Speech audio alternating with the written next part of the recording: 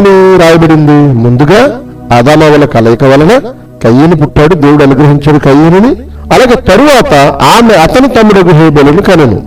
ఇందులో మర్మం అంటూ ఏమి లేదు, ఈజీగా అర్థం చేసుకోవచ్చు. దేవుడు తన బిడ్డలకు బయలుపరిచిన సత్యం ఇది కదా. కానీ బ్రహ్మం అనే ఒక ప్రవక్తని చెప్పుకునే ఒక వ్యక్తి ఉన్నాడు, అబద్ధ ప్రవక్త అంటాను, నేను ముందే చెప్పాను కదా.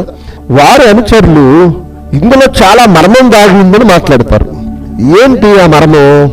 ఇక్కడ ఆదాము తన భార్య అయిన అవ్వను కూడినప్పటికే ఆమె గర్భవతి అయి ఆ గర్భమును కయ్యనున్నాడట. ఆదామును కలవక ముందే ఆమె కడుపున కయ్యను పడ్డాడట. ఎలా?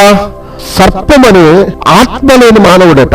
వాళ్ళ విశ్లేషణ, వాళ్ళ పుస్తకాల్లో కానీ వాళ్ళ బోధనలో కానీ ఏమైతే కానివ్వండి, సర్పముతో హవ్వ వ్యభిచరించి ఆ వ్యభిచారం వలన గర్భములో సర్ప సంతానం, ఆ సర్పము యొక్క బీజము లేదా సర్పము యొక్క విత్తనము, ఆ సర్పము యొక్క కణము, జీవకణము ఆల్రెడీ తల్లి గర్భములో అండంతో ఫలదీకరణం చెందేసిందని వాళ్ళ వాదన. గమనించండి, అలా గర్భములో ఫలదీకరణం చెంది బిడ్డగా కయ్యను లోపలించుకుని అప్పుడు మరలా ఆదాము దగ్గర పడుకుందట, ఆదాముతో కలిసిందట శారీరకంగా. అప్పుడు అదే గర్భములో హేబెలు కూడా ప్రవేశించేశాడట.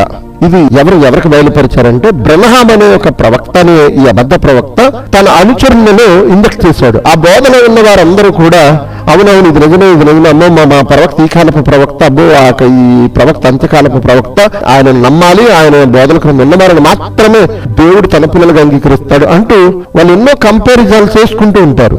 అది పక్కన పెడితే ఈ అంశం వరకు వస్తే ఇక్కడ అప్పటికే గర్భవతి అయిపోయిందట. ఆదాముతో కలిసేసరికే గర్భవతిగా ఉందంట. కడుపులో కయ్యను పడిపోయాడట. ఆ కయ్యను కడుపులో ఉండగానే ఆదాముకు చెప్పకుండా మరి హవ్వ ఆదాముతో శారీరకంగా కలిసిందంట. అప్పుడు ఆ కయ్యనున్న గర్భములోనికి మరి వచ్చేసాడు. కవలలుగా పెరిగి కవలలుగా పుట్టారు. ఇది బ్రహ్మం చెప్పాడని చెబుతూ ఈరోజు బ్రహ్మం అనుచరులు బోధించే బోధ. ఏమండి, దేవుడు తన పిల్లలకి ఇది బయలుపరిస్తే బ్రహ్మం గారికి తన తండ్రి అయిన సర్పము బయలుపరిచిన సంగతి. ఎందుకంటే మన తండ్రి దేవుడు కదా, దేవుడు మనకు బయలుపరిచిన సత్యం ఇది. కానీ బ్రహ్మం గారికి అతని తండ్రి అయిన సర్పము, అంతే కదండి, సర్పము హవ్వతో వ్యభిచరించి కయ్యను కన్నదే అంటున్నారు. ఆ సంగతి దేవుడు మనకు చెప్పలేదు. మరి దేవుడు చెప్పని సంగతి బ్రహ్మం గారికి ఎవరు చెప్పుంటారు? దేవుడు బయలుపరచని సంగతి బ్రహ్మం గారికి ఎవరు బయలుపరుచుంటారు? సర్పమే కదా బయలుపరుచుంటుంది. తన బిడ్డలకు సర్పమే బయలుపరుస్తుంది. తన బిడ్డలకు దేవుడు ఎలాగైతే సంగతులు బయలుపరుస్తున్నాడో సర్పము కూడా తన సంతానానికి ఆ సంగతులు బయలుపరుస్తుంది. దేవుడు ఇదిగో తన బిడ్డలకు ఎలా బయలుపరిచాడు, లేదు లేదా తప్పు, అది నిజం కాదు, ఇది నిజమా అంటూ సర్పము అవ్వతో వ్యభిచరించి కయ్యను కన్నదన్న ఆ బయలుపరచడం అనేది సర్పమే తన అనుచరులకు బయలుపరిచింది. దేవుడు బయలుపరిచింది మాత్రం ఇదే.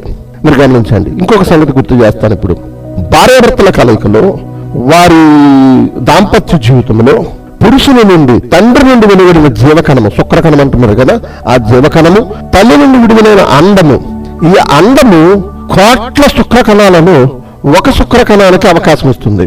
అదే సమయంలో ఆ శుక్రకణంతో పాటు మరొక శుక్రకణం అదే సమయంలో అండంలోనికి ప్రవేశిస్తేనే రెండింటికి అవకాశం ఇస్తుంది. ఒక శుక్రకణం అండంలోనికి ప్రవేశించిన తర్వాత అండం అలా మూసిపోతుంది, మరలా ఇంకొక శుక్రకణానికి అవకాశం ఇవ్వదు.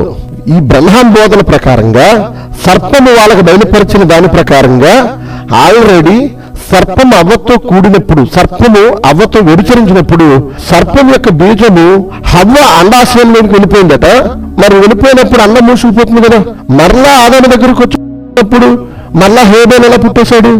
అండము మరలా అలా తెరుచుకుని ఆదాము శుక్రకణానికి అవకాశం ఇచ్చిందా? అప్పుడు ఒకే అండములో రెండు శుక్రకణాలు ఒకేసారి ప్రవేశించాయా? ఒకసారి మూసుకుపోయిన అండము మరలా ఫలదీకరణము చెంది 9 నెలల తర్వాత బిడ్డగా ఈ భూమి మీదకి వస్తాడు కదా.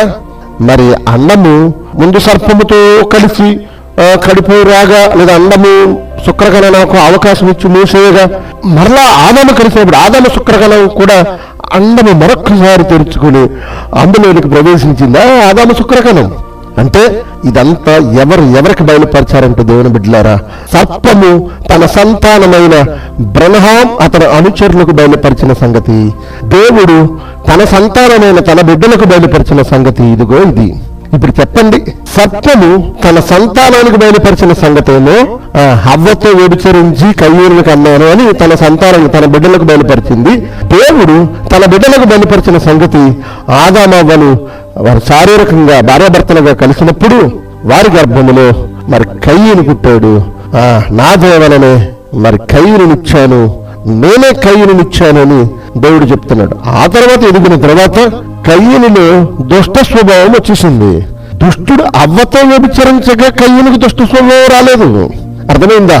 వారిద్దరూ ఎదిగారు. కయ్యూను పొలమును సేద్యపరిచేవాడు, మరి హేబేలు గొర్రెల కాపరి. అంటే వారు పుట్టారు, పెరిగారు. పెరిగిన తర్వాత తమ్ముని చూసే అన్నయ్యకి అసూయ వచ్చింది.